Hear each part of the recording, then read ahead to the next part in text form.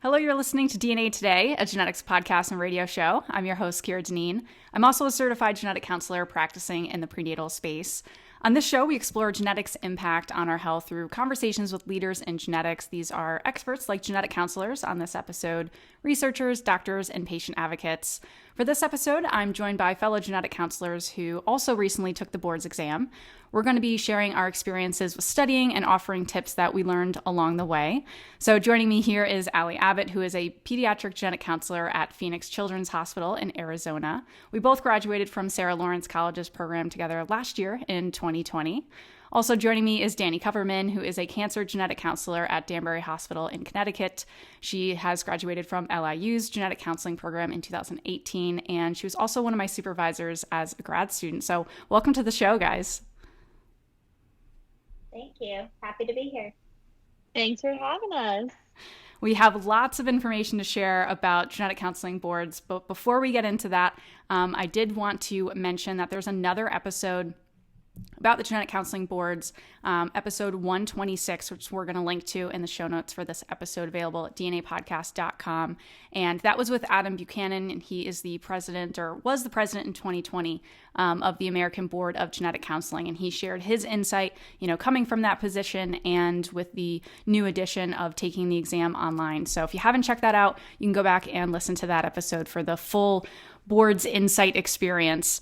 And I also wanted to mention exciting announcement to kick off the new year. All episodes in 2021 of DNA Today is going to be available as a recording for video on YouTube. So you can check it out on our YouTube channel.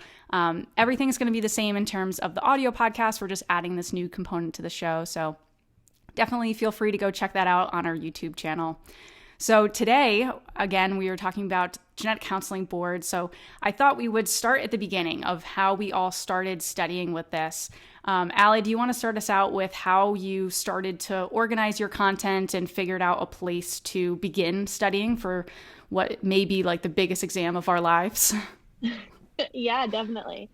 So I started by using the boards course as kind of an outline for my study plan. And we will get more into the boards course later on. But basically, I used all of those lectures to group my study plan. And I made a whole color-coded Excel sheet because that's my thing, and planned which weeks I was going to study what information. I'm a kind of person who needs a lot of that external motivation. So checking off check boxes as I go through was very important to me. So that was my plan, is to color code information and make a plan way ahead of time so that I could go through it.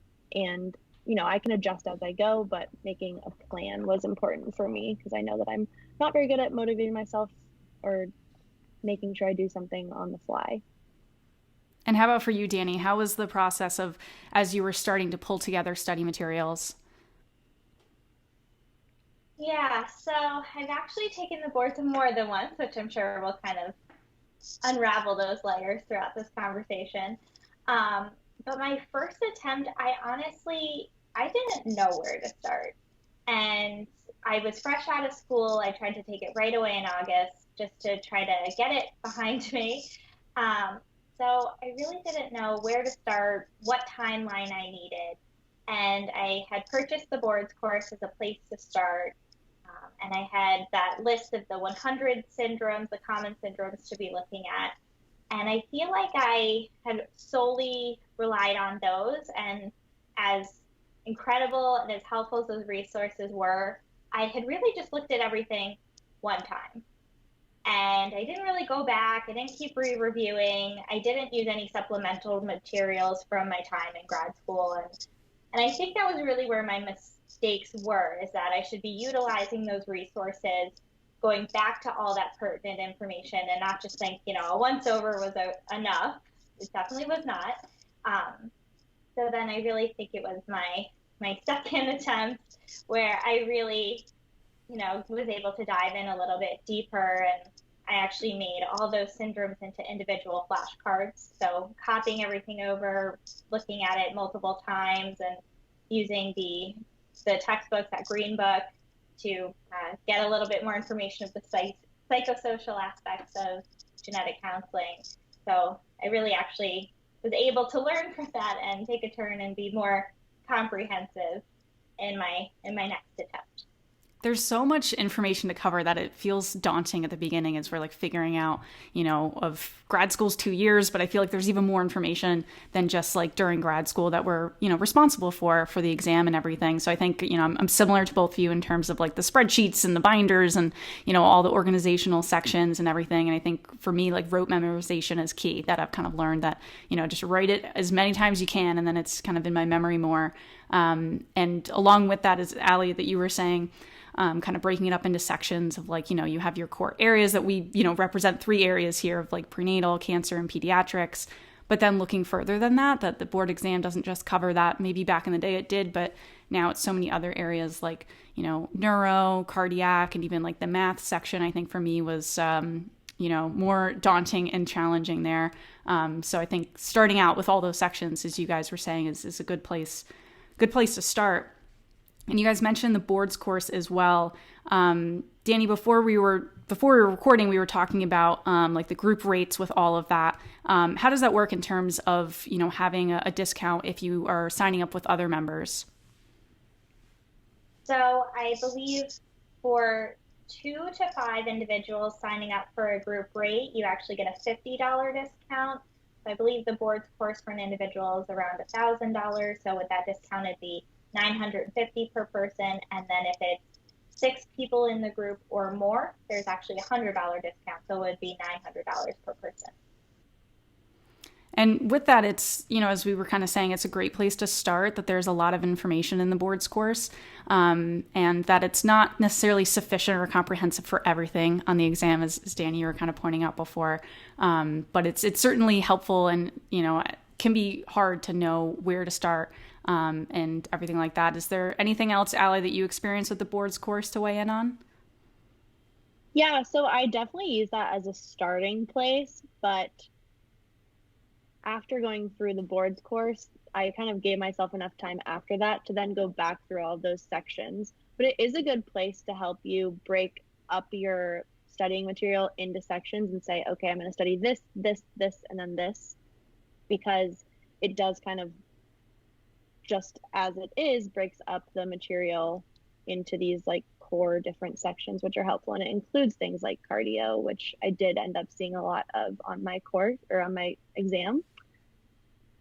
But the course itself does need to be supplemented with things you learn from class and things you get from classmates and other people your year with other study materials.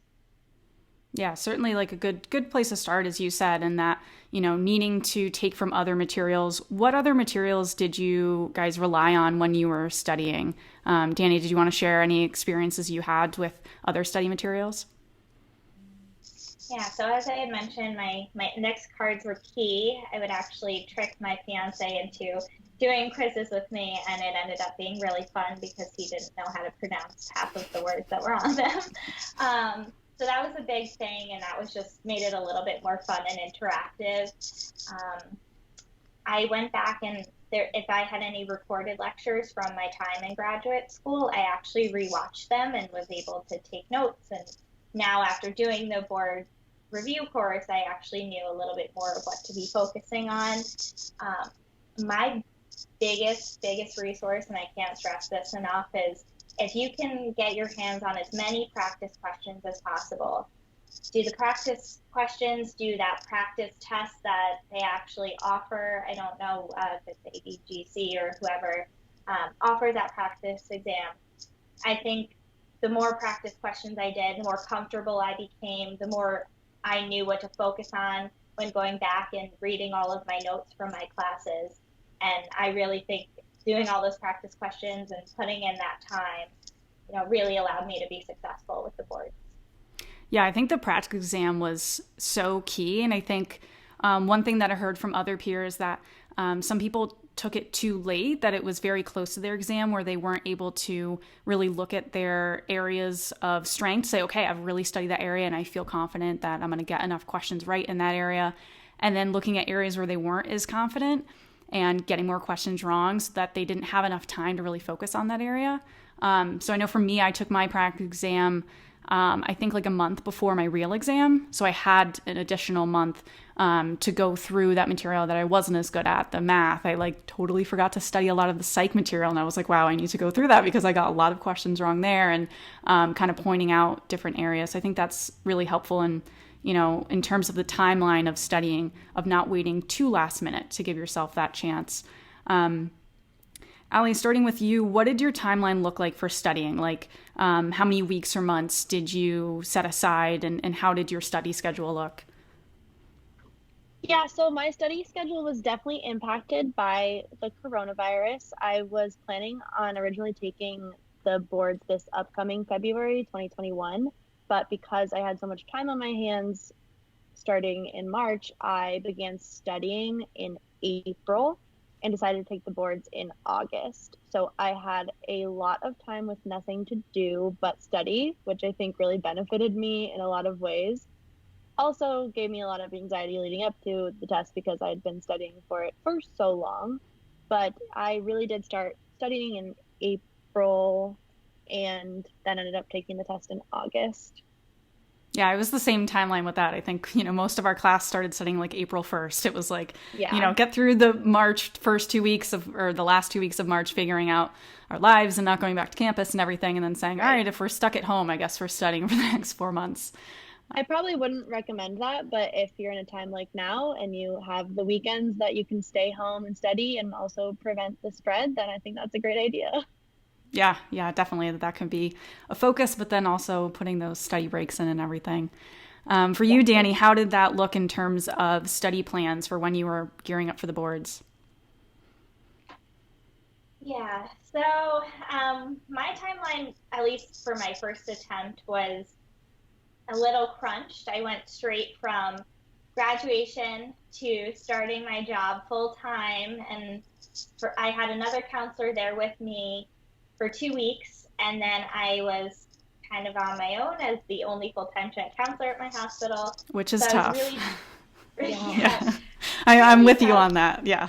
Yeah, really trying to navigate what that was going to look like, and then plus, okay, now boards is hanging over my head, and as I said, I really just wanted to do it as quick as possible and get it in the past, which I now know is definitely not the right move, because that's not the right mindset to be in. You got to be rested and ready to go.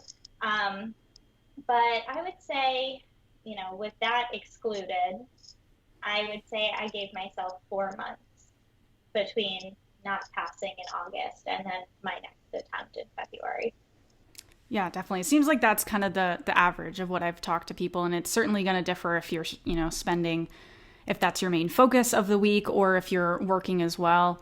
I was fortunate that I was starting my job afterwards, so, that was the only focus, so that certainly made it easier to study, but then in some ways you kind of lose your mind a little bit because that's the only thing you're doing, and you're like, I always need to be studying. So going back to other resources, I don't know if we mentioned yet the Guide to Genetic Counseling. I think all of us relied on that in terms of reading that. Allie's got to put it in front of you so it's not blurred. Nice. Yes. If there you're watching the video version. Yes.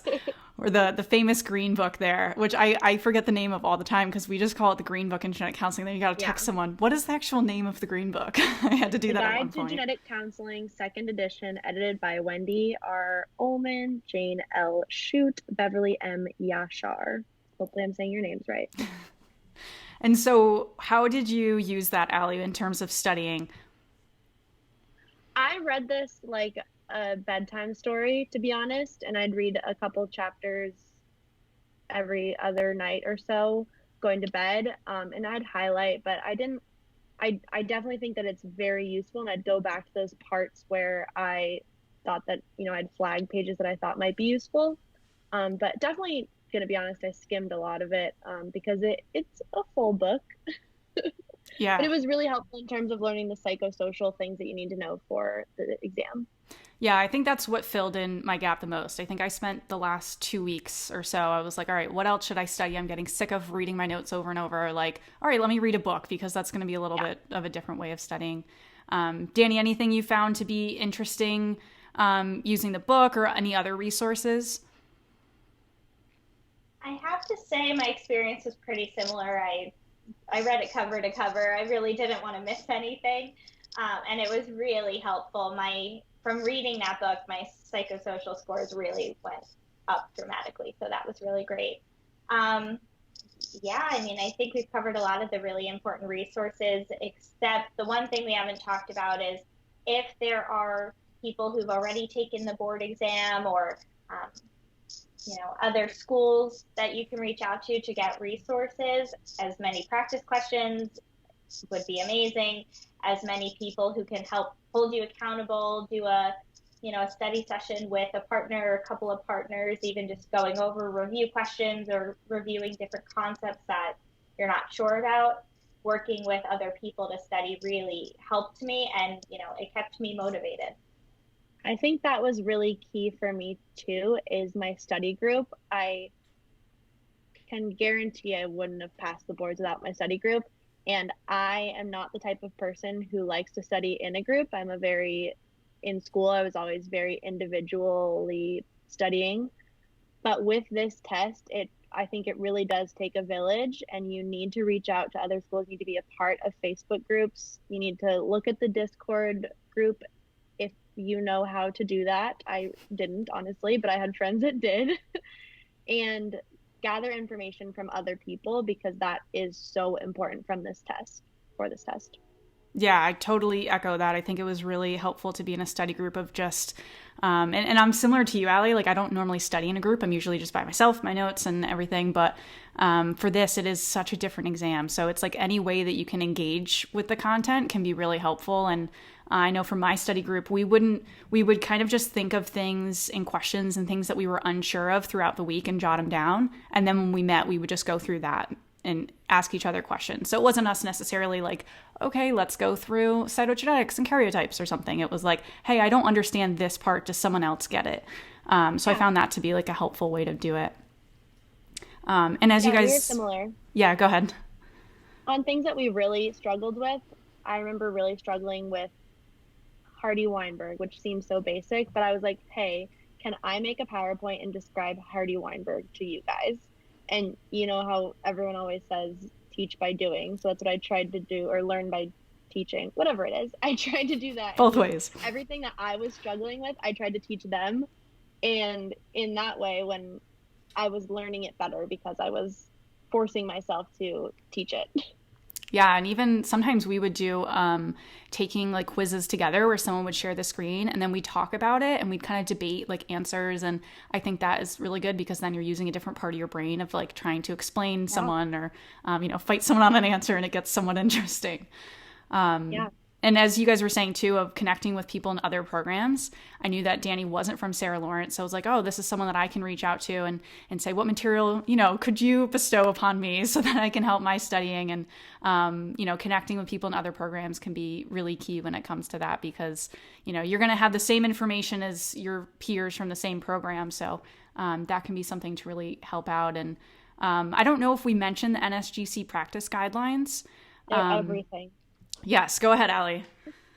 Well, I think that was the thing that really helped me the most, was you can Google NSG practice guidelines and they'll come up, and those are going to give you kind of step-by-step instructions for certain conditions. If your patient is diagnosed with XYZ, what are you going to do next?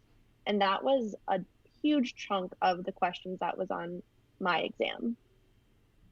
Yeah, definitely. I think like going through and just knowing it, and they're all short. I was expecting to sit down, read something really long. I think most of them were a few pages. So it wasn't, it wasn't too bad in terms of like attention span, especially if you're reading a whole book on genetic counseling, then those are a breeze. Yeah.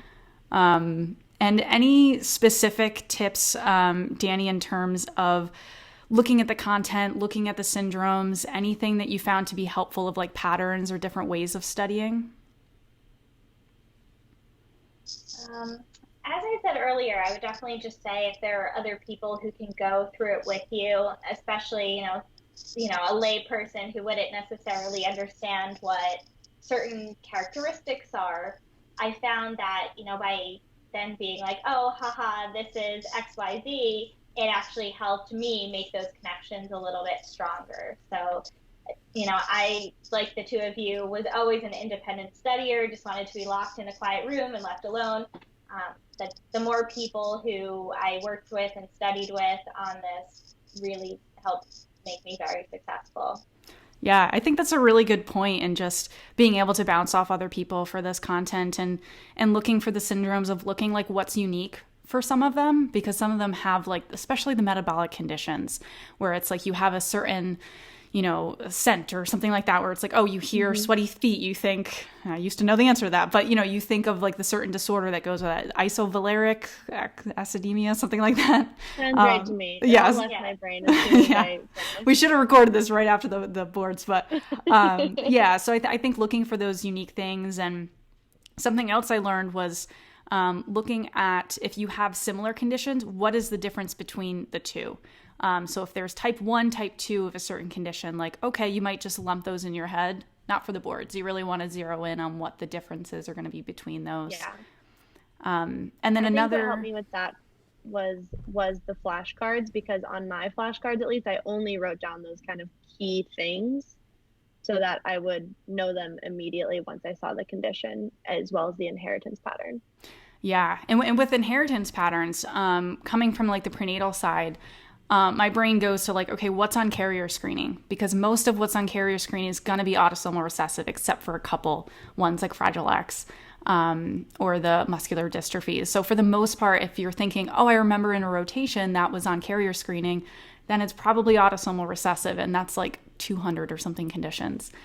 So I think there are certain things that ways of thinking can help, because you can't memorize everything. And so I think, figuring out the little tricks along the way. And then another thing that comes up a lot is, people asking about calculators. And so just as a quick mention, that there is no calculator on the exam. The math is pretty straightforward, and that's coming from someone who really can't do math. So, I didn't have too hard of a time in terms of the math on there. And Danny, do you want to talk a little bit about the difference between taking the test in August and February, and just the experience there of taking the difference? Because some people ask, okay, what's better, February or August? Yeah, sure. So I had my experience with the board exam. I took it a couple of times. I actually ended up taking it 3 times, unfortunately. I would say that time of year doesn't make that much of a difference, other than if you know that during your summers you like to be sitting by the pool and having fun, and taking it in August, it really does put a damper on your summer, at least from what I experienced.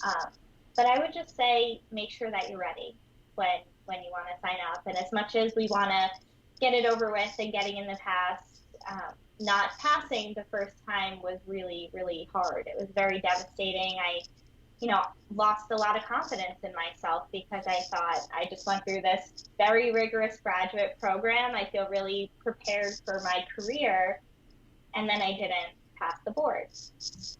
So it took a lot of, self-confidence building, and a lot of positive reinforcement from my family and from my friends.